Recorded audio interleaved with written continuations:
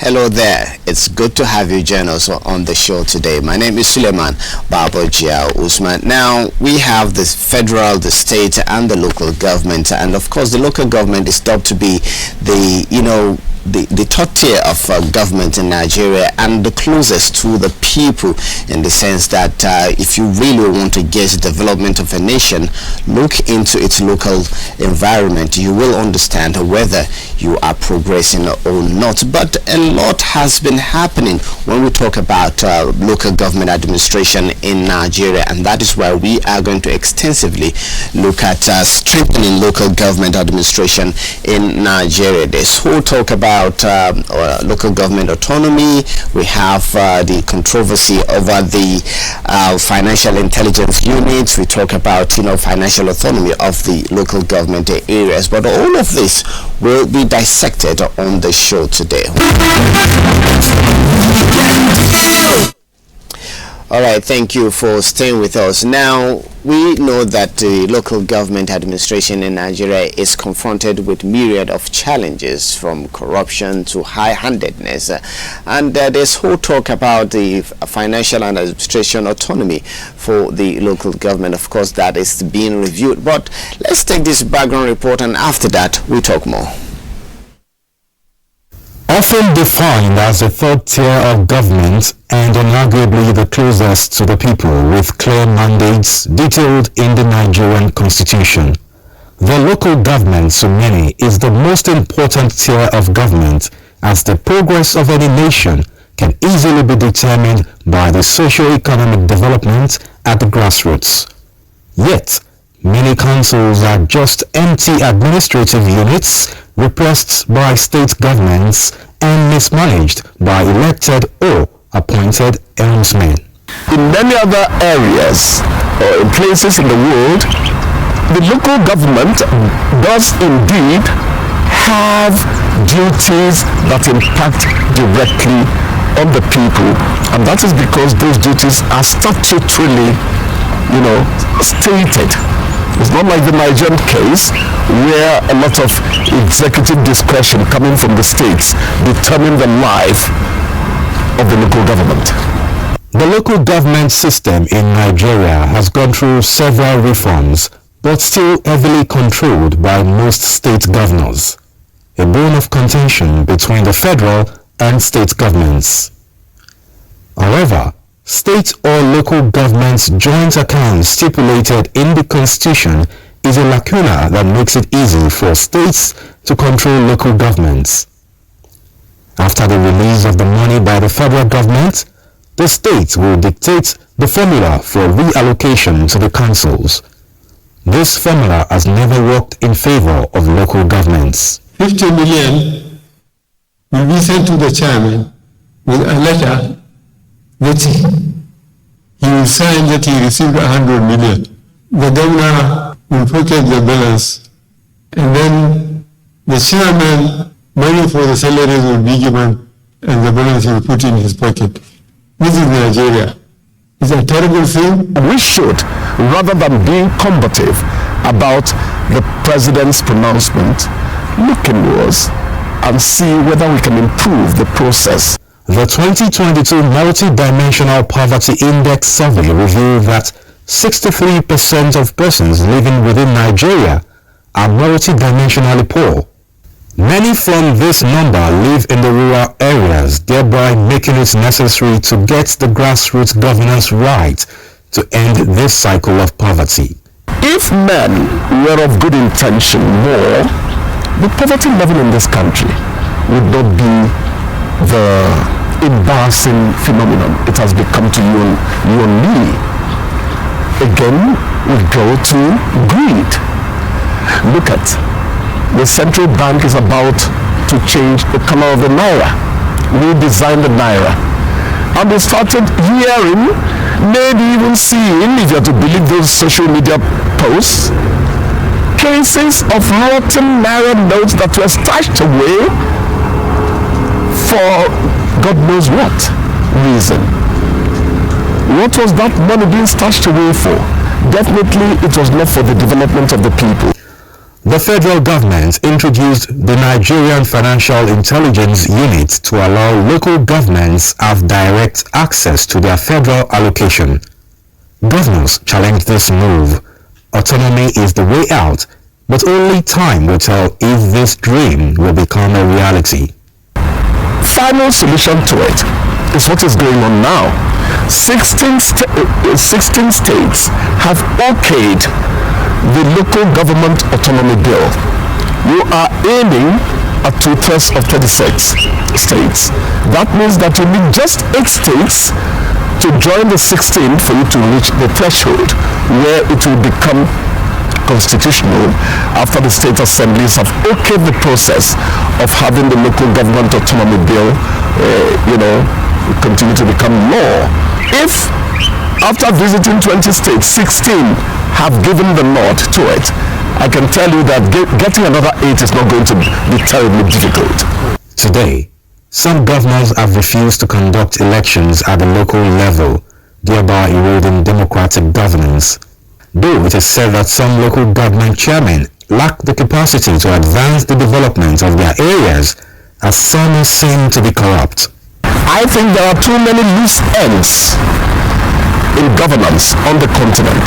I didn't mention Nigeria because it is not just a Nigerian thing, it's an African thing. You need to plug the holes as much as you can. Overseas, in the West, they are not better than us as human beings. The system has only made it difficult for them to get away with many things. That is exactly what you need to do here. Given the reality of lack of access to basic needs of life in rural communities, it is safe to say that the concept of bringing governance closer to the people through a third-tier participatory form of government has not materialized in Nigeria. Stay with us on Weekend Deal as we interrogate and probe further the administration of grassroots governance in Nigeria. Yes, the closest government to the grassroots, and then sometimes you understand why a lot of people are calling for total autonomy for the local government areas. And of course, even with the implementation of NFI, that's Financial Intelligence Unit in the country, it's alleged that after the federal government allocation to the local government areas, they have been asked to send the chairman have been asked to send the money to the state local government joint account for redistribution. So if this fund is given to them directly, perhaps it will also encourage that things be done in its right way. So we still know that the local government are confronted with series of challenges. So in our next report we'll further interrogate that, and this is coming from NTA Programme. Government is saddled with the responsibility of providing the basic social needs like navigable roads, drains, good water, primary health care, and other public facilities in order to make life meaningful to the host community. This shows how important the third tier of government is to the rural people. Local government administration was complementing ours to the state, likewise the state to the federal government, which I'm still maintaining now. And the role of local government administration to the grassroots is to cushion the effect of irrespective of any of their share on them, to provide their many things. When it happens here in this immediate community now, not everybody can run to Buhari in Abuja. Not everybody can run to Abuja 1,000 by the way. The first point of call is local government. or the chairman of that local government being the one, especially where the chairman resides with some people within the community. Local government administration anywhere in the world, particularly Nigeria, which before was fashioned after the British system. That's why they call them the grassroots, the foundation. The next pile is the state or region. And the final, the top, is the national. As it's called here in Britain, or county in the USA and other countries, belong to the people. They are the closest to the people, the indigenous, the owners of that area of government. The Nigerian constitution has undergone a lot of reviews through the years, but the major problem of the local governments are yet to be fully addressed, which compel the local government to depend on the other tiers for fund. What impact does this have in service delivery, and what are the possible ways in getting solutions to these inhibiting factors? The governments are choking the local governments because when the federation account body distributes the funds, the states will collect on behalf of the local government, and then the governors will now summon the local government chairman and councillor, come here, what do you say you need? And that goes innocently, we give them the budget at their needs, and they say, okay, we are going to give you X amount. Why are you sitting on the allocation from the top to the grassroots? Why don't you release direct to the owners? So why are you now cutting, distributing? Let us follow things constitutionally. Let the governments hand off totally local governments funding. The way money is being shared, being reversed, then there is need for complete total autonomy. The local government autonomy should, as a matter of urgency, be done. It should come into effect so that the grip by the state government should be loosened on this local government. They are not allowing them to operate, to perform. The governors, they do a lot of things with local government fund. Allow for true federation. Like the states are asking for true federation.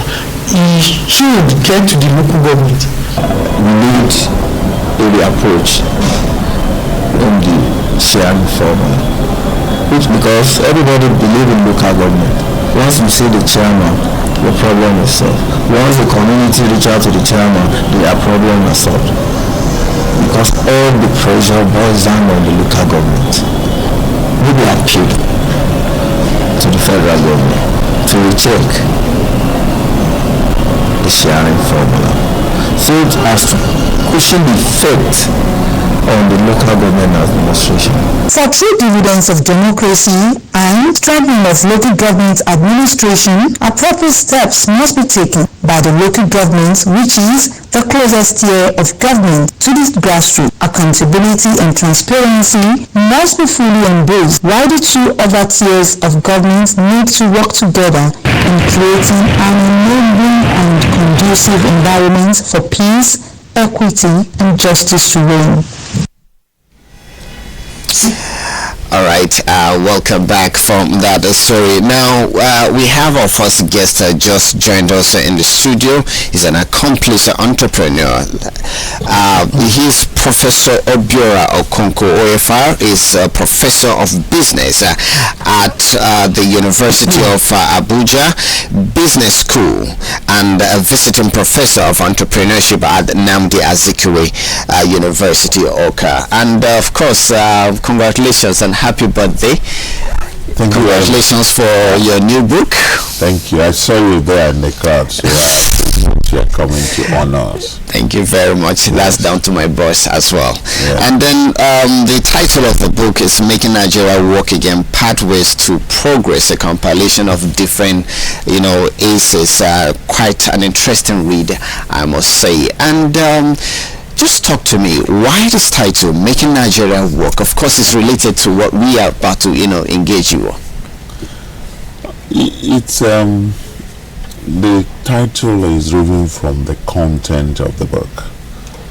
It is a compilation of different lectures that I've given on different invitations at universities, corporate bodies, religious gatherings, and in each and every one of them, it was dealing with specific issues.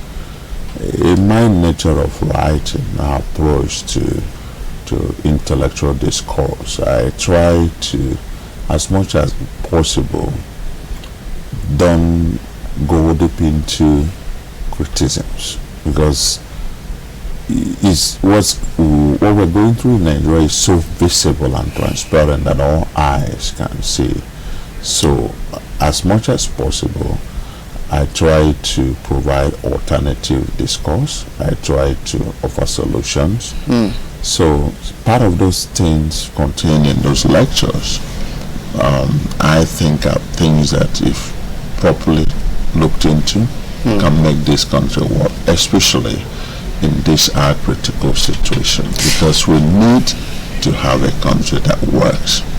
Okay, for a country to work for all, it must be seen visible at the grassroots level, and then you have the third tier of government, that is the local government areas. And a lot of people are saying that, or rather the reality is that the purpose for which they have been set up has not really, come to fruition, in the sense that it's supposed to bring governance closer to the people, to the grassroots.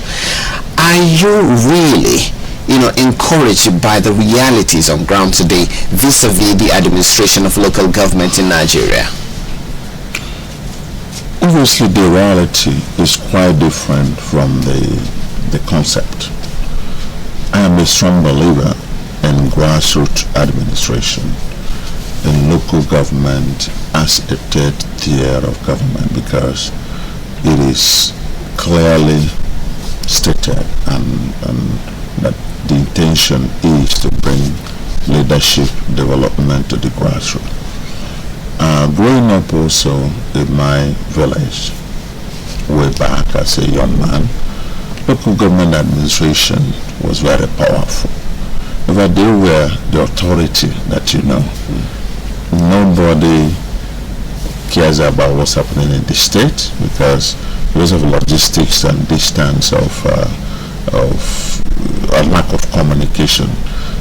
Talking about the state capital, if you are living in a rural area, it's like going to Japan or going to China those days. So the authorities that you really deal with are the local government administrators. If you hear that the local government sanitary people are coming to the neighborhood, tax collectors are coming to the neighborhood. When the local government chairman those days was like president, because that's the authority that you see. So they had the authorities, they had the freedom, and they embarked on great projects that today could be seen as a monumental, even federal government project. I believe in that, but it's really pathetic that we had departed a lot from that. But what has happened, Prof, really? How did we get here? Well, it is a reflection of the quality of leaders that we have. Leaders that more often than others think of themselves. In my local government administration, for instance, I am from a Idemili local government, North. Once upon a time, Idemili was the biggest local government in Nigeria because of the size and all that. It is today more of metropolitan. So it has the highest number of registered voters in any local government. Probably it should be ranking in the first third local government in Nigeria in terms of registered voters. So it shows you the metropolitan nature of it. But you cannot believe that since 2000, for the past 15-20 years, no single employment has been done in that local government. They've never employed one single person. And yet, the salary structures are increasing. no employment. So what about those who have gone to retirement? What about those who have died? And you can imagine the quantum, thousands of jobs that would have been created in those local government areas if all is well. Yet there are a whole lot of people roaming about the street without jobs, and the money meant for them for this employment are still going somewhere. We in that local government generate the highest revenue and also have the highest allocation of revenue in the state from far. But I don't see a reflection of 5 or 10% of it in the local government, because as you know, all these things eventually turn back to the state government. So for me, I know that in 2014 national conference, there was a recommendation to, if it will not work, instead of making caricature of the constitution of the third tier of local government administration, that we might scrap it and just make 2 tiers of federal government, state government, so that if you give this whole money to the state, let them do with it what they want. If they want to create additional local government, let them do and manage from their resources. I think that as much as that may have been done out of frustration, if this other one doesn't work, let it just be we don't have local government administration, because what is happening now is just typical case of fraud. And I am aware about the effort the current president has made to sign executive order in this local government related matters. I am aware of the local government autonomy bill that has been going on. And one wonders, what have the governors seen in it that are fighting against it? Well, I can tell you this for free. A lot of them are saying that, rather people are alleging that if the local government should eventually have the autonomy, it will not allow them the absolute control they wish to have over these local governments. No, it's a third tier of government. If they want to control the local government, why would they not subject themselves to the control of federal government as governors? That's just simply what it is. That's why I'm a strong advocate of restructuring and through federalism. Now we'll get to that point, but let's look at what you had in mind. Of course, you wanted to be the governor of Anambra State. Of course, you contested during the election. What were your plans for the local government areas? We had a robust plan for the local government. We actually had our 10-point agenda, and good number of those agenda were anchored around strengthening the local government, introducing a bottom-up approach to governance and development. We had promised that within 6 months of being elected into office, we would have dealt with every legal or legislative issues about local government election and conduct local government election. As much as possible, within that local government election, we would try to introduce new young people, because this also provides us a platform to bring new leaders, groom them into leadership, and we will, as much as possible, groom them into the policy thrust of the administration and let them run with it. We are not going to look into government funds. We know where to go assess developmental money. And then I know some governors also were concerned about the fact that sometimes this local government chairman, lack the capacity to add value to the development drive of this local environment. Do you share that opinion? Well, accusing them of corruption as well. They appoint them. Most of the local government chairmen in some states, or majority of states of Nigeria, especially Southeast, are caretaker chairmen appointed by the governors. You don't have elections? No, that's not even the issue. The issue is that if they appointed them, why are they accusing them of lack of capacity? They had the prerogative and choice to appoint.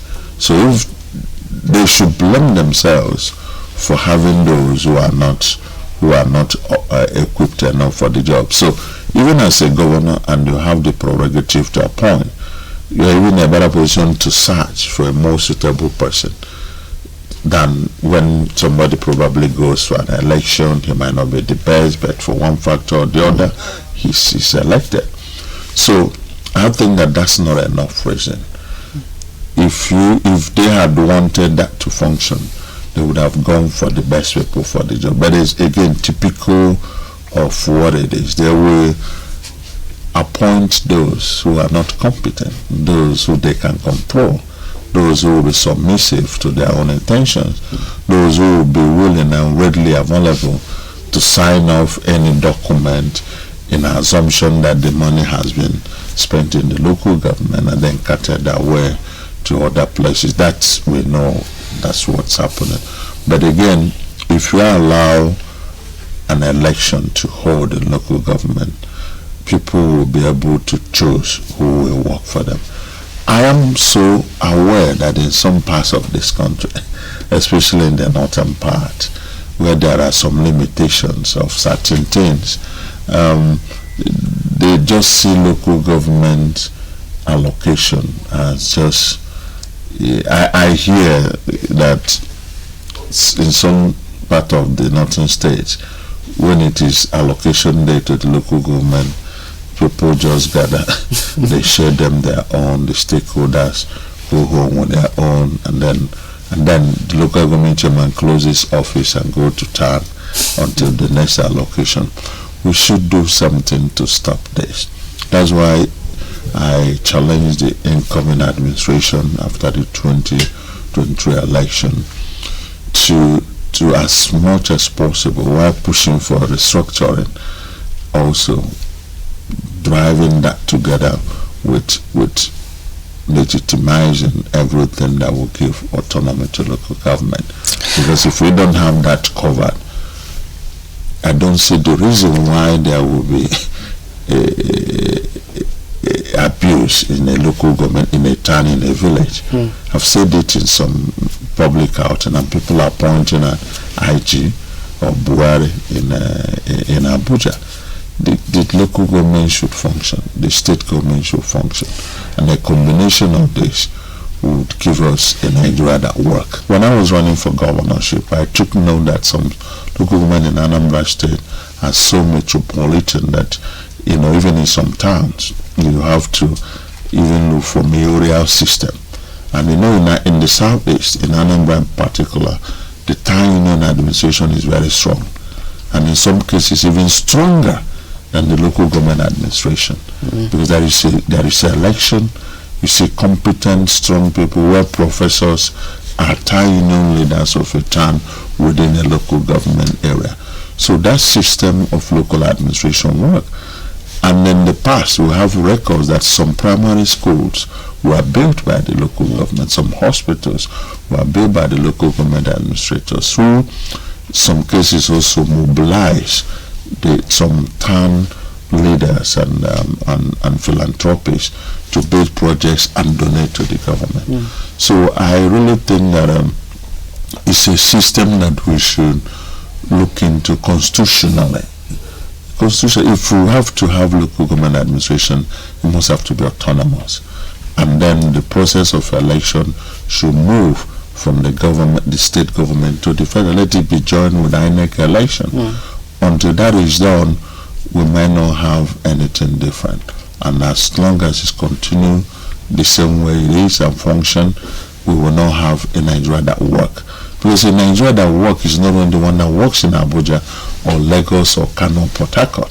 It's the one that work in every looks and corner of Nigeria. Okay. Now, the multi-dimensional poverty index, concluded that about 130 something million Nigerians are living in abject poverty, and we know that if the administration of if local government is seen to be functioning well, it will go a long way in reducing poverty. Now, you have a model which you have been proposing that if adopted will go a long way in ending the intergenerational cycle of poverty in Nigeria, and that is the apprenticeship we have in the south east. Can you talk to us further about that? Yes, Southeast Nigeria is known for commerce. It's known for hard working, and that is because there have been a system in place which has been reviewed, studied around the world, even in Harvard Business School, as the most efficient venture capital system in the world. It's a system whereby after the Civil War we really felt that we have to be our brothers keepers, and then came to a conclusion that whatever you are doing you have to carry somebody else along. So if you're a businessman, you have to go down to your neighborhood, your siblings, and then get somebody else who should be a mentee, apprenticeship under you, which we call a boy. If you're a driver, you get a conductor who learn, instead of going to formal driving school, he's a conductor. When there is a space, you keep on teaching him to drive until he becomes an expert, and then you get a boss for him. If you're a mechanic, you get somebody who learns as apprenticeship. It was a very popular scheme in Southeast, and for that reason nobody literally was poor and everybody was gainfully employed. But today, because of the way we find ourselves, it has become such a big thing to get people involved because of change in our orientation, get money. Everybody want to be rich overnight without working for it. So I felt that if rejuvenated, could help the youth and then reduce unemployment rate. But you can't just do that easily in the midst of the challenges we are facing, in the midst of value system that has collapsed. So we felt that we should give a scientific study to it to know how it all started, where we got it wrong, and the amendments that we have to put in it to make it more lucrative and attractive.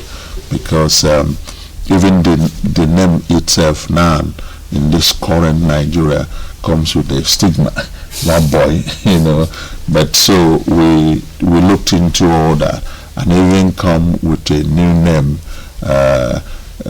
which we call Nkwado Ogalaya, that is preparing yourself to be rich.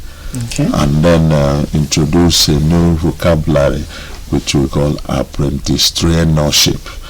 Okay. Apprentice trainership. So if you are in apprenticeship, you also an entrepreneur of yourself, but you are at the level of apprenticeship.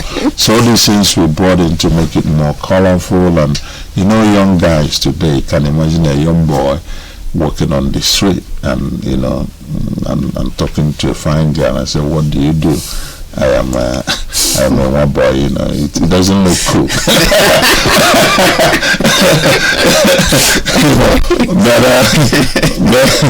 but so we look to consider all those things. So it's a project I did. I gave a grant to UNIZIC, and it came out really wonderful and quite impressive. So I hope and recommend that state government should embrace it federal government should embrace it. There is so much to it now that can be exported outside Igbo land. Okay. You know, and I have no doubt it will gainfully engage these youths and take them off the street and prepare them for that. But the issue now, part of the recommendations there is that because of the economic challenges, most masters don't go for the apprentices because they may not have sufficient funds to set them free. So government could come in to provide soft loans or even grants for those who have graduated. So we take the burden away from their masters and only use them to impart the knowledge and the skill they require, and then set up a special fund from the governments to support those who have painstakingly gone through the scheme. It will work. It's good that you mentioned this issue of funding, because our next report actually, borders on the funding challenge confronted, the funding challenge being confronted by the local government administrators. So let's take this next report put together by Thelma Obazi. For some time, the fact that Nigeria's 774 local governments are important has been overlooked. In instances where they functioned adequately well, they met the needs of the people, enabling them to build their resilience and sustain their drive.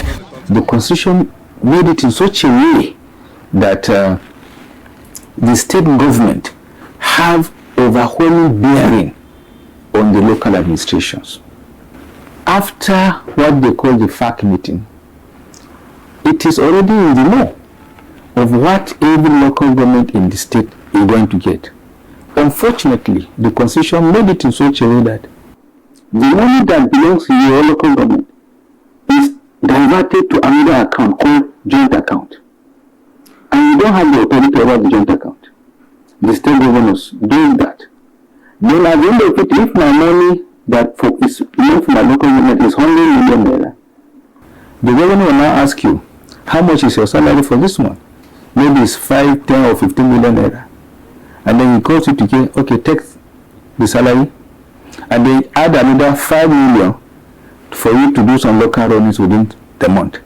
That is 20 million. Out of what? The 100 million. What is the business of the governor with the remaining 80 million?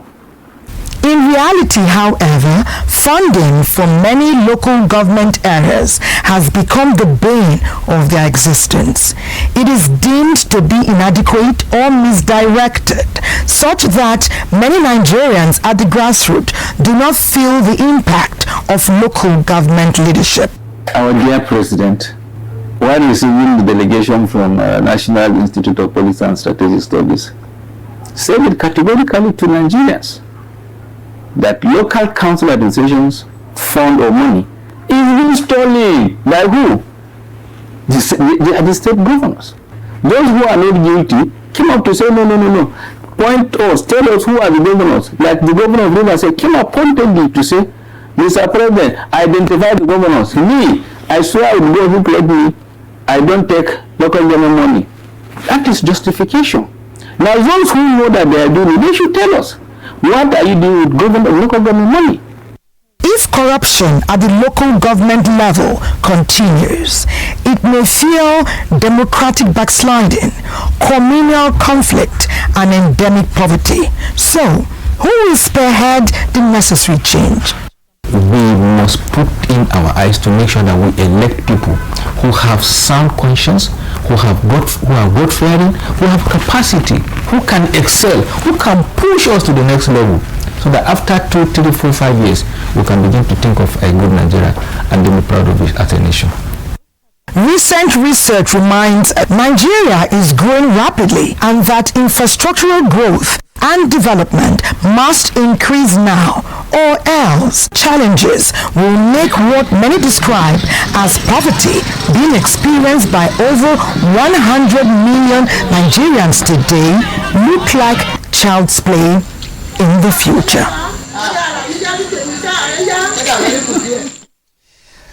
Certainly, we don't want to experience that. Of course, we've had enough as it is. We have some messages coming in. This one say, who is fooling who in Nigerian politics? Elections not conducted, but declarations made to the ruling party of the state. This one is coming from Adibwewe from Taraba, Gambo from Taraba. The next one says the local government has been bastardized to benefit the corrupt structures of our country. The structures are governors, the elite, the ministers, the chiefs, and some surrogates that protect the corrupt structure. Take for instance, where a former governor who is contesting for presidency did not, for a period of 8 years, did not hold a local government election. Well, that is his opinion there. Now, let's look at restructuring. I know when you say restructuring in Nigeria, it means a whole lot of things, so different things to different people. But you have also written extensively about restructuring Nigeria, where we have true federalism at work. Now, in what ways do you think this restructuring can help, resuscitate the values of the local government administration in Nigeria?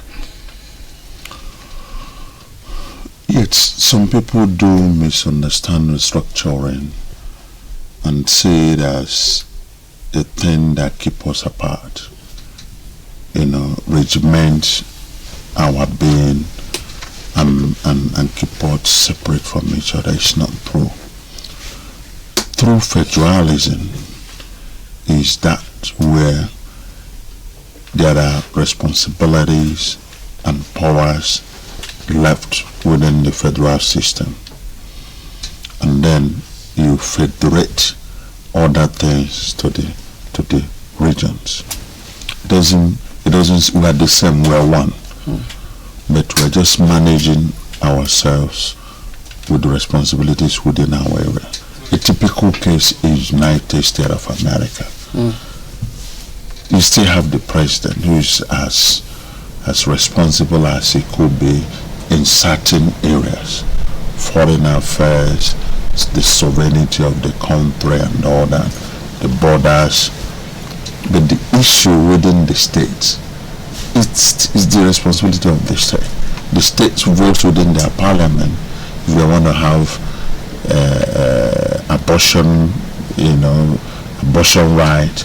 They vote within their parliament the kind of system and manner they will conduct the election. They have this assembly, they have the senate within the state. That's what it is, because we have to learn how to manage our diversity. There are decisions taken in Abuja here that is supposed to be implemented nationwide that might not be applicable in one region because of certain peculiarities of the other. That's just really what this is all about. And if you go back to our political history, we had practiced true federalism before the military coup in 1966. From within 6 years of our independence, from 1960 to 66, there are a whole lot legacies, monumental projects that are still within us today as a witness of what true federalism and quality leadership could offer. Go around every aspect of Nigeria, from Ibadan to Kano to Port Harcourt to Enugu. The things are visible. Why do we have to see something that works and leave it to practice what do not work? Because there are few individuals who benefit from these things that is not working. The governments, when you talk about pushing and lobbying for them to have autonomy, more funds, control what is in their state, they're in the forefront. They're going to court for it. They're suing the federal government. But they wouldn't practice what they preach when it comes to the issue of local government. Start even practicing that you can manage this power when they give it to you. That's why some people are against state police, because they think that if these governors who have so much powers have state police, then they will run their political opponents out of town. So, but again, as much as these fears are, we need to look into the Constitution to know even where to touch, because the earlier we get this thing done, the quicker we find solutions to our problem. Look, there is so much wastages in this country. We talk about local government, we talk about the state as if it is just the only problem. No. What about National Assembly? I'm not even talking about the resources used to fund the National Assembly. I'm talking about the budget, the implementation of the budget. If you have 15 or 18 trillion naira budget in a year, maybe you have cash backing of 30 to 40% or 50%. Let's say 50%, that means you're talking about 9 to 10 trillion, depending on the total volume. 60 to 65% of that fund is wasted away, because the budgeting system is such that even the National Assembly have so much control. They can discard the entire budget proposal from ministry and then start inserting what they want. Sorry. And out of what they want, 70% of them go to them. That's why you spend so much money in every budgetary year, but they don't say it. But maybe that's why a lot of people are saying that we don't have the right structure to check these excesses in the country, and of course that should, be something that we should be seriously looking at going forward. Now, before we wrap up this session, let's just take another report. When we come back, you'll be giving us your pattern words. But now let's go to Sokoto to see how the local government administration is functioning there and how it's impacting the communities.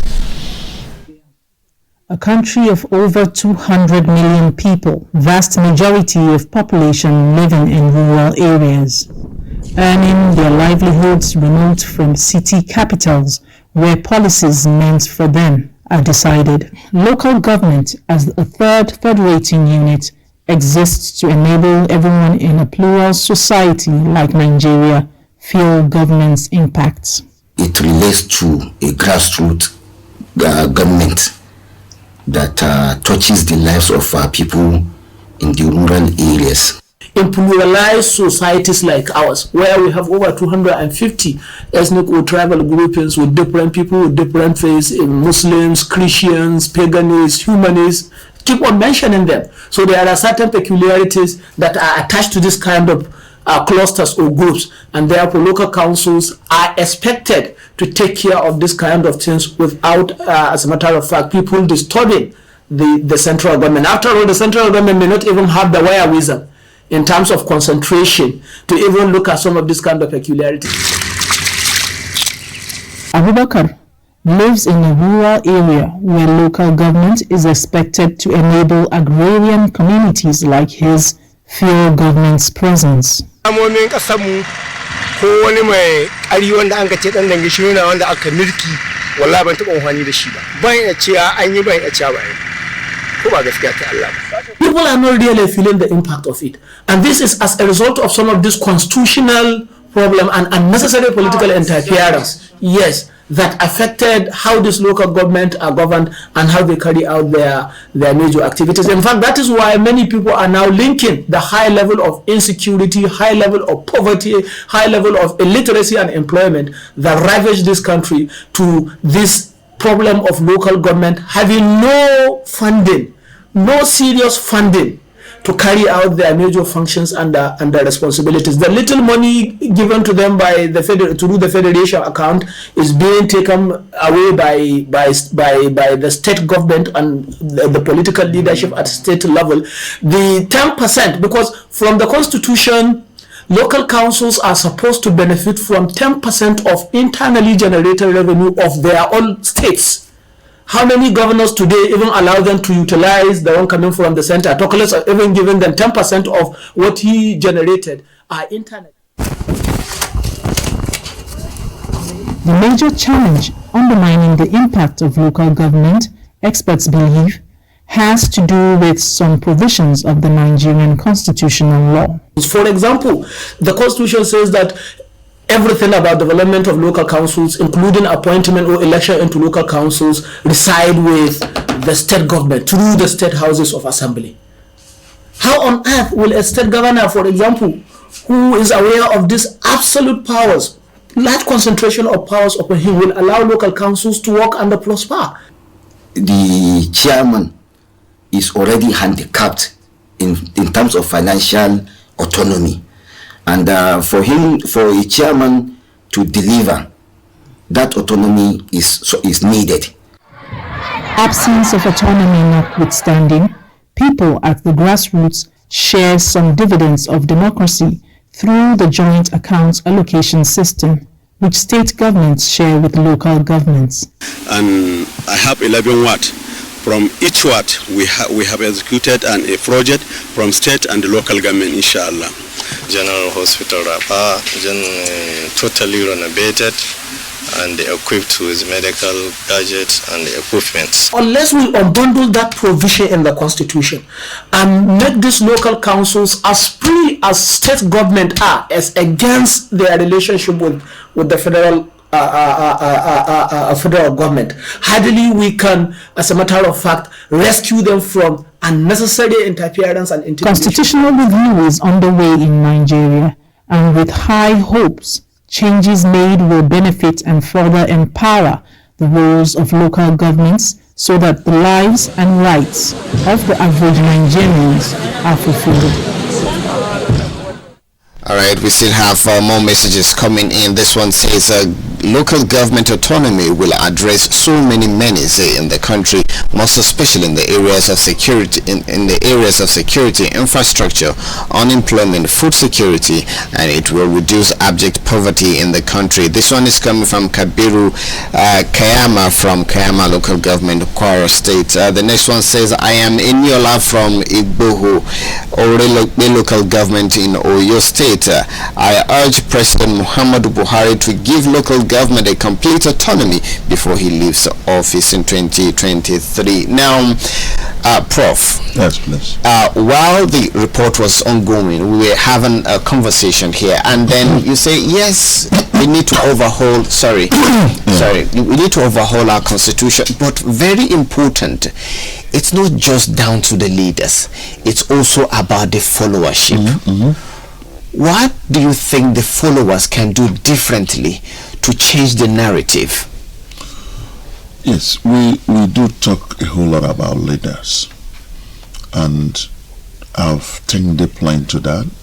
As much as there are some blames you can put on the doorsteps of the leaders, these days I'm tempted to believe that the reverse should be the case. You know, my late uncle, renowned Chinua Achebe, wrote a book that said, you know, where he was arguing that the problem with Nigeria, which is leadership.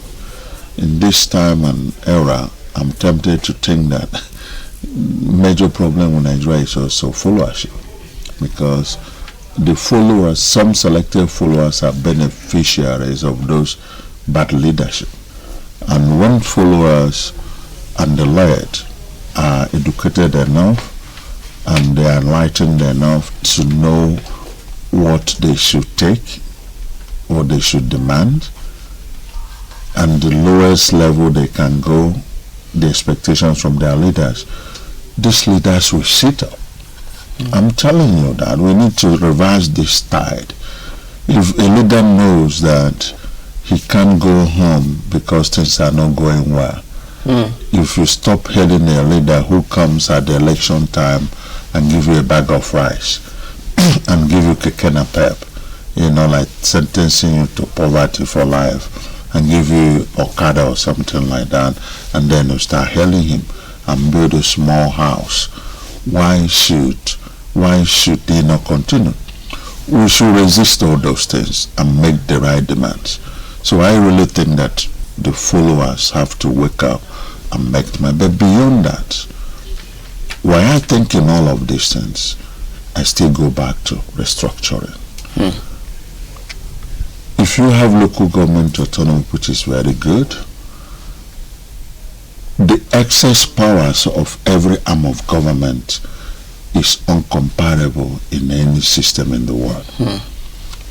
Our president, the presidential office of Nigeria, is the most powerful in the world. What the president can do probably is not allowed by constitution in many countries. Even National Assembly. National Assembly has excess powers. So when we're talking about the excess power of the governors, what about National Assembly? The system that will work is not the way we are currently constituted. How can you have a National Assembly sitting down in Abuja and appropriating a budget, legislating on where they should put solar street light in my hometown? What business do they have with it? And they call it constituency project. Okay, maybe they will say since they have been, that community is being represented, perhaps. It's a waste of time, because if you have a true federalism, these are the things that will be considered within the parliament of that area. It is too much of work to be done. Some of all these places will waste funds that we don't see. Today, even the SDG office has appropriated some funds. They will buy rice or anything to spread. When you're talking about poverty alleviation, and someone is sitting in Abuja and saying he's sharing trader money in a market in my village. Do you understand what I'm saying? Or poverty alleviating what? It's not what you should be doing from Abuja. This thing should be brought down closer to the area. They identify what they are doing. Our budgeting system is that the ministry is here, sitting down and budgeting for project in my state. What for? You don't need they don't even know what it is. They look at what, and then as they're budgeting it, they're taking the project to themselves. To be fair to the conditional cash transfer, they will always tell you that they have representative in those localities that will take into account the people that really need it from this community. I'm not talking about accountability. I'm only just saying that if we have true federalism, the federal government should worry less about such things and face other aspects of governance that is of national importance. And those things that touch the life of people in those locales will be limited and transferred to that area. It will be more effective. More effective when we have true federalism. Yes. Thank you very much, Prof, for speaking to us. It has been quite an engaging and interesting conversation. We have been speaking with Professor Obiora Okonkwo. He's a professor of business at the University of Abuja Business School and also a visiting professor of entrepreneurship at the Nnamdi Azikiwe University. Thank you very much for speaking to us. Continue talking on the need to strengthen the administration of local government in Nigeria. For now, bye.